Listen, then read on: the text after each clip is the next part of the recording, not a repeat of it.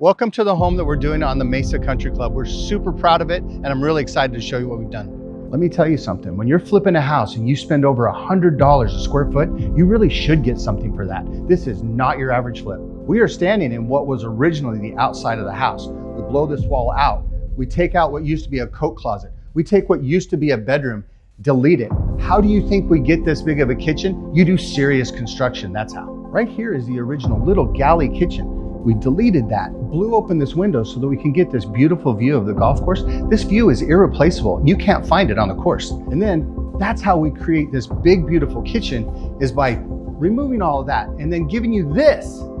We love the caramel cabinets. We love the OG edge. We love having pendant lights that have just a little bit of like class to them. And we love having like upgraded appliances and really opening up the kitchen. It's something we love doing. In the original floor plan, this is the wall because this is a bedroom. We deleted that so that we could open up the kitchen, but also so that we could create an indoor laundry space. Nobody wants to go to the garage to go to laundry. This was originally laundry, water heater storage that was just part of the garage. In order to make this be a beautiful master bathroom, we captured that space and brought it indoors and blew it up. The original master bedroom was only 12 by 12 with a tiny little bathroom, and it was just never gonna fly. So we took this space, ripped the roof off, raised it up, insulated it with closed cell insulation, threw windows and doors into it to capture that view.